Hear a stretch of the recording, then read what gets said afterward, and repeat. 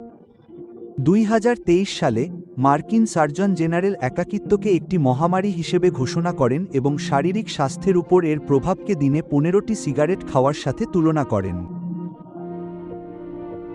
হ্যাঁ, দিনে 15টি সিগারেট। প্রযুক্তি, গণমাধ্যম, ইমেল, নোটিফিকেশন, বন্ধু, পরিচিতি ইত্যাদির দিক থেকে আমরা সবচেয়ে সংযুক্ত প্রজন্ম হওয়া সত্ত্বেও আমাদের মধ্যে কেউ কেউ সবচেয়ে নিঃসঙ্গ হতে পারে। এখন আপনি হয়তো সারাদিন সহকর্মীদের দ্বারা পরিবেষ্টিত আছেন, কিন্তু বাড়ি ফেরার পথে আপনার মনে হতে পারে, আরে আমি তো কারো সাথেই সংযোগ স্থাপন করতে পারলাম না, আমার চারপাশের মানুষ আমাকে সম্পূর্ণ অজানা বা অদৃশ্য মনে করছে। উদ্ধৃতি চিহ্ন। অথবা আপনি হয়তো ছাত্রছাত্রীতে ভরা একটি শ্রেণীকক্ষে থেকেও কোনো দলের অংশ বলে নিজেকে অনুভব করছেন না। আমরা জানি যে এটি সত্যি, কারণ সান্নিধ্য আর সংযোগ এক জিনিস নয়, তাই না? আর একাকিত্ব সবসময় স্পষ্ট না হলেও এটি একটি লক্ষণ। এটি একটি লক্ষণ যে কিছু একটা করা দরকার। এখন একাকিত্ব আধ্যাত্মিক ব্যর্থতার লক্ষণ নয়। সুতরাং আসুন একজন খ্রিস্টান হিসেবে এর সাথে কিভাবে মোকাবিলা করা যায় তা নিয়ে কথা বলি। প্রথম পদক্ষেপ হলো এটিকে স্বীকার করা। একাকিত্ব কোনো পাপ নয়।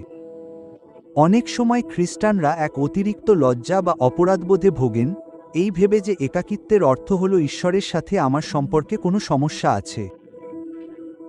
সর্বোপরি, ঈশ্বরের সাথে আমার সম্পর্ক তো মানুষের সাথে সবকিছু ঠিক করে দেওয়ার কথা, আর তাই তারা মনে করে যে কিছু একটা ভুল হচ্ছে।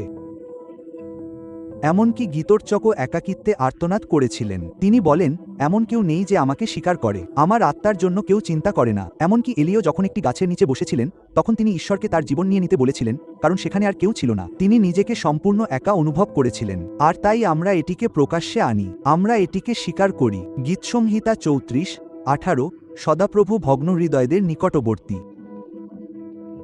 এবং অনুতপ্ত আত্মাদের রক্ষা করেন। দ্বিতীয় যে কাজটি আমরা করতে পারি তা হল ঈশ্বরের নিকটবর্তী হওয়া। তিনি দূরে নন।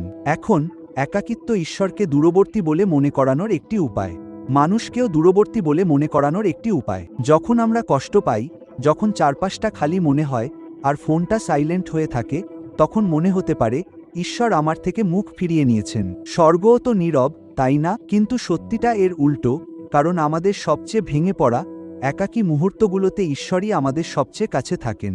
যাকব 4:8 পদে বলা হয়েছে, ঈশ্বরের নিকটবর্তী হও, তাহলে তিনিও তোমাদের নিকটবর্তী হবেন। তাই ফোন হাতে নেওয়ার আগে বাইবেল হাতে নিন, স্ক্রুল করার আগে প্রার্থনা করুন। একাকিত্বের নিরাময় আরও বেশি মানুষের সাথে থাকা বা তাদের সাথে সংযোগ স্থাপনের মাধ্যমে শুরু হয় না। আমরা অনেক সময় এমনটা ভাবি, কিন্তু আমাদের ঈশ্বরের নিকটবর্তী হতে হবে। এর ভিত্তি হল তার সাথে এক গভীরতর সাক্ষাৎ, যিনি আমাদের পূর্ণতা দেন এবং যিনি আমাদের গভীরভাবে ভালোবাসেন।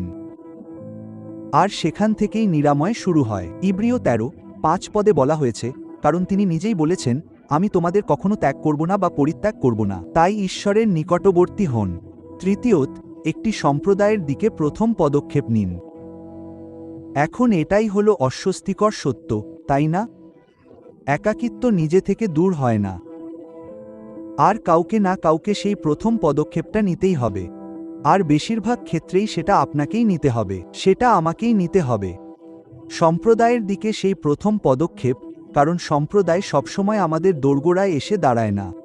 আমাদের সেই পদক্ষেপটা এখনই নিতে হবে। এটা কঠিন, কারণ আমরা হয়তো সম্প্রদায় বা বন্ধুত্বের চেষ্টা করেছি, কিন্তু হয়তো বাধার সম্মুখীন হয়েছি এবং হয়তো আমাদের মধ্যে ঠিকমতো সংযোগ তৈরি হয়নি। এটা কঠিন হতে পারে, তাই না? নিজেকে রক্ষা করার জন্য এবং বিচ্ছিন্নতায় নিরাপদ থাকার জন্য পিছিয়ে আসাই স্বাভাবিক প্রবৃত্তি, কিন্তু বিচ্ছিন্নতা কখনোই সমাধান নয়। তাই এতে সময় লাগে, সাহস লাগে, কিন্তু আপনাকে প্রথম পদক্ষেপটা নিতেই হবে। হিতোপদেশ 18:24 বলা হয়েছে, যার বন্ধু আছে তাকে অবশ্যই বন্ধুত্বপূর্ণ হতে হবে, কিন্তু এমন এক বন্ধু আছে যে ভাইয়ের চেয়েও বেশি ঘনিষ্ঠ। চতুর্থত, আপনার একাকিত্বকে সেবায় পরিণত করুন। আপনার বহন করা একাকিত্বকে বৃথা যেতে দেওয়ার কোনো প্রয়োজন নেই।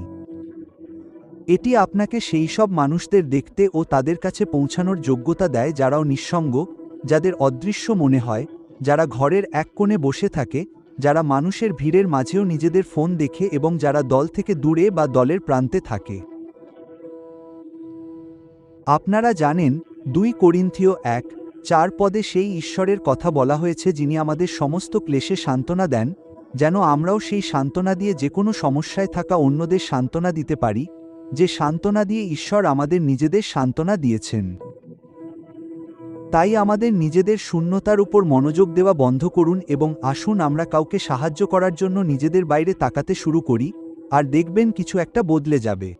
তাই না, আপনি জীবনের উদ্দেশ্য খুঁজে পাবেন এবং অন্যরা একজন বন্ধু খুঁজে পাবে, তাই না? সুতরাং প্রথম পদক্ষেপটি নিন এবং একটি সুন্দর সম্প্রদায়ের জন্য শুভকামনা। ঈশ্বর আপনাদের মঙ্গল করুন।